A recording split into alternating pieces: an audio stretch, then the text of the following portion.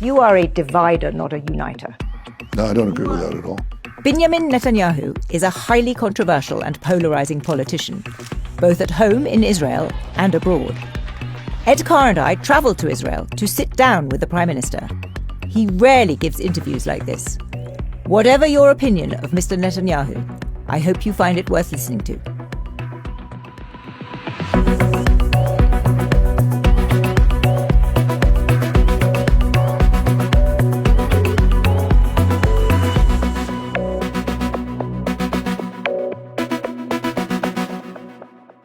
Prime Minister, thank you so much for joining Ed and me on The Insider. The idea of this show is to stand back from the news and have a serious conversation. And last time you and I met, you gave me a copy of your autobiography, which I enjoyed. And in it, you made very clear how you wanted to be remembered. You said, and I quote, that I helped secure the life of the Jewish state and its future. And so what, you've been Prime Minister now nearly 20 years, you're running again for re-election. I wanted this conversation to focus on that, how well you're doing towards your legacy. And I wanted to start with Israel's physical security. You were Prime Minister on October 7th, when the worst tragedy in Israel's history occurred. That must weigh heavily on you. Certainly does. Do you feel any responsibility for the security failures that allowed that to happen? You always feel, and anybody does, that you could have done other things. You want to explore that. We're going to have investigatory commissions that will ask exactly this question. What was the exact role of everyone, from the Prime Minister down, for this horrible tragedy? And I'll answer every question then. But do you think, I mean, even now, you've obviously thought a lot about it. Are there any mistakes that you can now identify that you made? I think there was a general mistake in thinking that Hamas was deterred. This was the universal judgment of all the security agencies, which I accepted with some reservations. I thought we should mow the lawn all the time. I didn't think they were out for peace. I didn't think they were out for material benefits per se. I didn't believe that they changed. I didn't think that leopard changed its stripes. I thought they were out to get us and will continue to do that.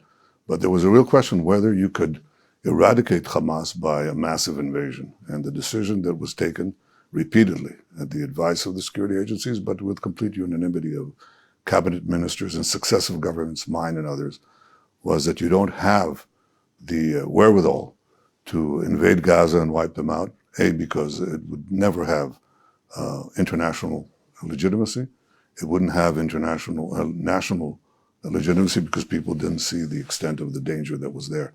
So I think in that sense, I think we all fell into that trap, but it was, I think, understandable. But there will be other questions that will be answered, and I intend to answer every question, but to have all the questions answered by everyone that took place. And just to be clear, by an independent commission? Yes.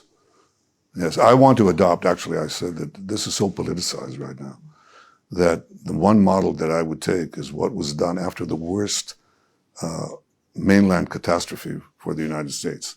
That is after the September 11th attack on the World Trade Center. The United States established a bipartisan committee, equally divided between Republicans and Democrats, to investigate that failure and the reasons that happened and so on. I suggested exactly the same in Israel, with one proviso. The people who will decide the composition of that committee would not be the government. That is something that I can do now. That is one of the prerogatives we have. And I said, I'm not going to do that. I said, what we'll have is an equal number from the opposition and from the coalition, who will then appoint non-politicians, an equal number to this commission. And that's how you air the truth. So, Prime Minister, you've always said the greatest threat to Israel is Iran, and the 12-day war couldn't have gone any better. And yet, Iran is already rebuilding its ballistic missile capability. Its nuclear program could start at any moment. Would a second strike accomplish any more than the first did? Well, I'm not going to get into hypotheticals, but I'll tell you why we struck. We struck because, not because it couldn't rebuild itself, but it's akin to somebody who has horrible cancer. 2 lumps of cancer. One is on the attempt to build atomic weapons, and the other is the attempt to build 20,000 ballistic missiles. Just imagine, 1-ton ballistic missiles coming down at Mach 6 or Mach 8, and the terrible destruction that they wreaked. So the multiplicity of these existential threats force us basically to make a decision. And why did we have to make that decision? Just one point. Because we broke Iran's terror axis that was supposed to destroy Israel through multiple invasions and simultaneous rocketing. And when Iran realized that that was gone, they started moving rapidly towards weaponizing their enriched uranium. And they would have had a bomb or two within a year. So we had to take it out. But when you take out these lumps of cancer, and certain types of lumps of cancer can reappear.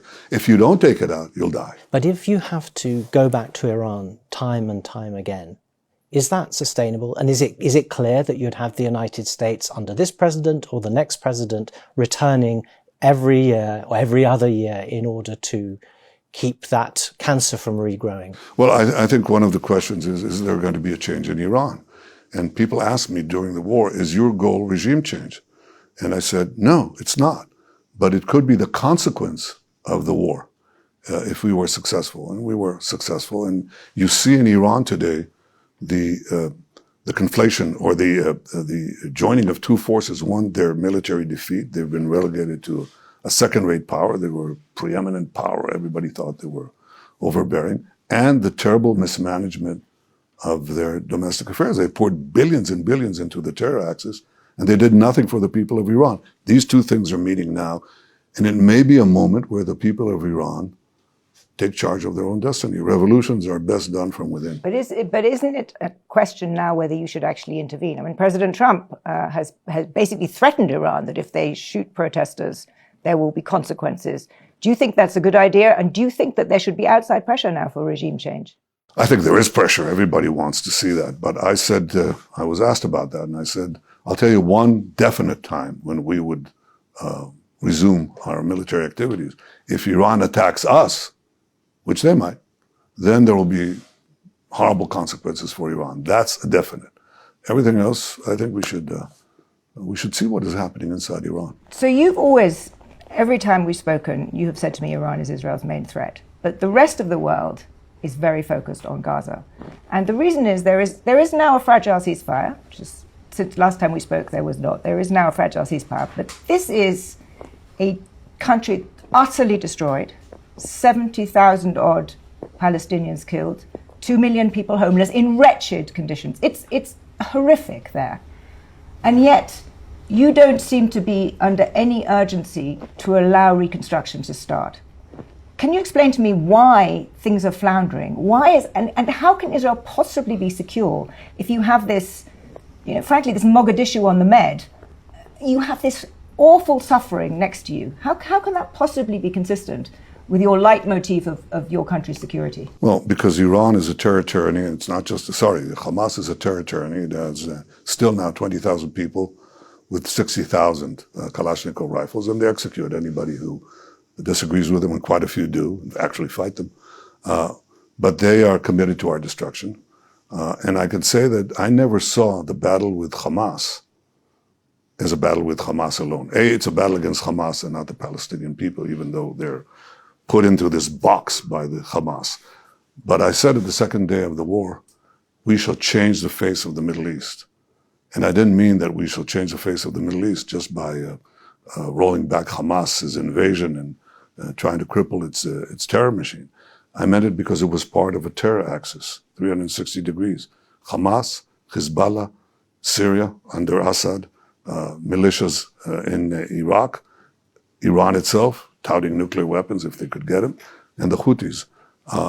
And we had to dismantle or at least roll them back one by one. You have done a lot of military action, and you have on all of those fronts. But it is nonetheless true that you have this extraordinary suffering in Gaza right next to you, and just horrific deaths and horrific suffering.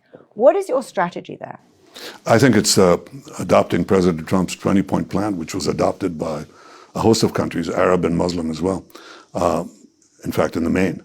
And the strategy is this: disarm Hamas, demilitarize Gaza, reconstruct, and de-radicalize. Basically, that's the sequence that was adopted by this coalition, and I think it's the right order, because if you don't disarm Hamas and they stay in there, they'll just come back again. That is exactly what's happening, isn't it? So that Hamas isn't being disarmed, Hamas is growing stronger with every passing day, and yet the conditions in which the people of Gaza are living remain miserable. No, actually, they're getting a lot of food. They're getting 600 trucks a day, 3,200 calories per person. But Prime Minister, I'm sorry. They may be getting more food than they were, but there are 2 million people living in tents with torrential rain, lashing water. It is nothing but horror right now. Yeah, it could end tomorrow.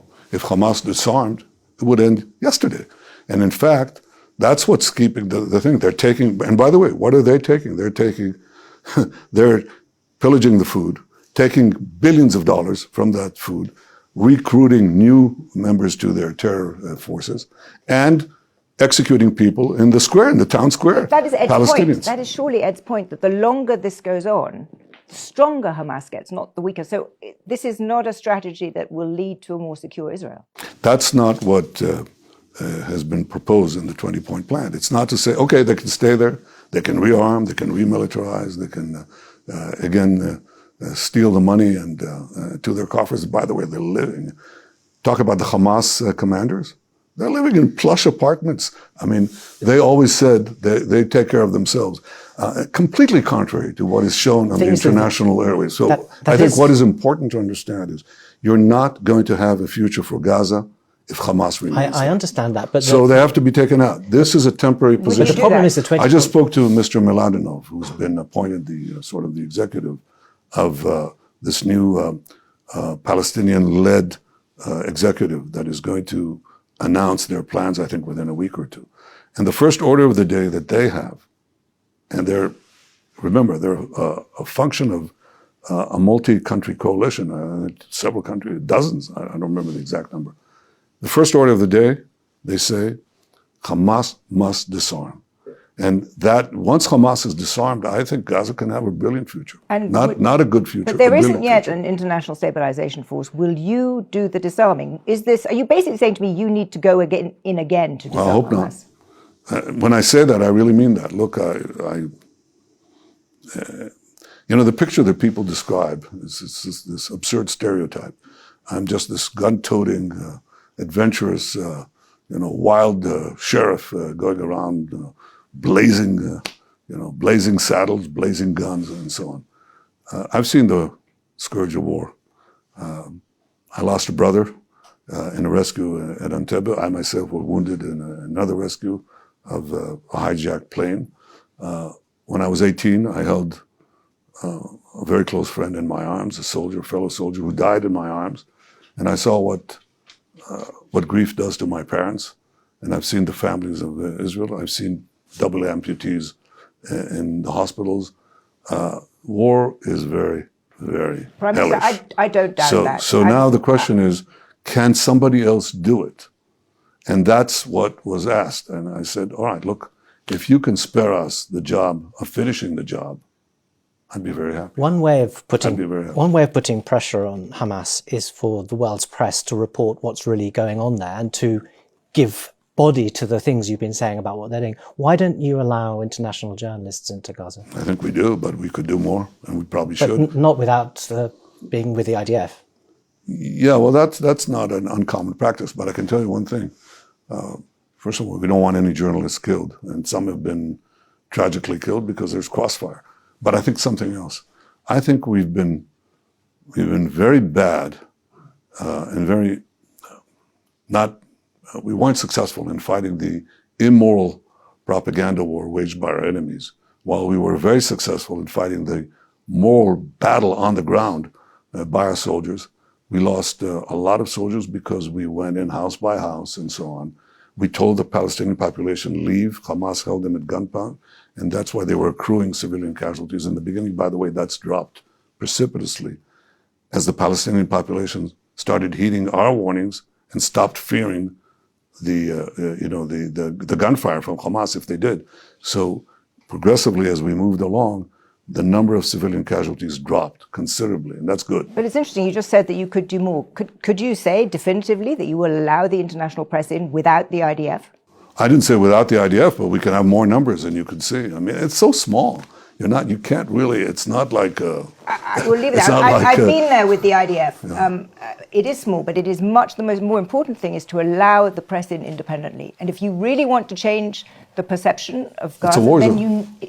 It is not. There's a ceasefire now. Yeah, but it's still a war zone. We just had firing today. It's hard for me not to think that you have something that you want to hide when you won't let the press in. No, it's not, but it's dangerous. We just had this now, today. We had rocket fire. A few days ago, we had sniper fire. That's yesterday, actually. I wouldn't be so cavalier about it.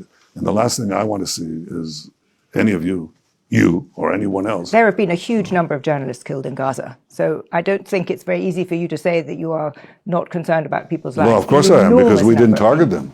Zani, we didn't target them. We don't kill journalists, and we don't jail them either, and we certainly don't execute them, as Hamas is doing, and some of the regimes that are criticizing us are doing. But I think that you're not going to hide anything. In fact, I hope you discover the truth. Go and see the number of trucks that are held up by Hamas and how they're stealing them, how they're robbing them, taking food away from their own people. They would never let their people go underground. They kept them above ground. They could have saved a lot of lives by either letting the people leave or letting them go into this 500-kilometer underground structure that they have, but they kept them above ground so we could have bed press. And let's face it, on the battlefield, we won, and we won in many places. On the political and information battlefield, we have a way to go. The minute you let journalists in independently, I will go back to Gaza. I've been with the IDF. I don't want to do that again. I will go independently the minute you let people in. But let's turn to another part of your. I'll consider your offer. Let's turn to another. And I'll turn to the military, which is the West Bank. Yeah, go ahead. Where there is growing settler violence. Many members of your government speak loudly in favor of annexation. This is an area of dispute, or at least disagreement, between you and President Trump, very clearly. And it's a problem for your putative, or for Arab countries with whom you would putatively want to do deals. Can you say clearly that, I just don't understand why you don't say clearly you will not pursue annexation? Well, I've said clearly something else. I've said that whatever the solution will be between us and our Palestinian neighbors, it will be one in which we will maintain the sovereign power of security because the area is too small. I mean, this is Greater London. The whole thing between Israel, the Judea, Samaria, the West Bank, and up to the Jordan River is Greater London. So you're not going to have a regime like the PA, the Palestinian Authority, that teaches its children to be suicide bombers, that pays for slave. That is, the more terrorists kill Jews, the more they get paid. And their families are taken care of. That's not how you educate for peace. And until we see a change there, Israel will have to be the country that controls security west of the Jordan. Now people say, that's not full sovereignty. And I say, you're right. And that's probably a way to... It's not annexation either. You don't need to have annexation in order to do under that. the Trump plan originally, we were supposed to, annex the main populated areas by Israelis. I don't remember what it was. It was a strip, quite significant, and leave the rest, because that's not going to be returned under any plan. Okay. And then he said, okay, there's this outstanding question, assuming there'll be genuine reforms in the Palestinian Authority or in the Palestinian polity there that recognizes Israel's right to exist, cease to conduct lawfare and delegitimization and attempts to drive us to indefensible lines. When that changes, you'll have a real discussion. Isn't it important, though, for your Arab partners as well, in order to say... Yes, it's important in public conversations. In private conversations, you want the truth. I mean, beyond the regular things. Many of them don't give a hoot. They don't care about annexation. They don't care about the Palestinian issue. They care about its effect on the street. They themselves say, we understand that there's so much chicanery there and so much corruption there, and that they say, we need something in order to continue the Abraham Accords, which I made with President Trump and the leaders of 4 Arab countries. And we got 4 peace treaties. And in fact, it's because they put aside this question and didn't try to drive it into a wall that we had the peace agreements with the Emirates, with Bahrain, with Morocco, and Sudan. But right now, it is harder because of your position on annexation and because of your refusal to have any words about going towards a Palestinian state. But it's not on annexation, Danny. It's the reason that you're talking about is something else. I would be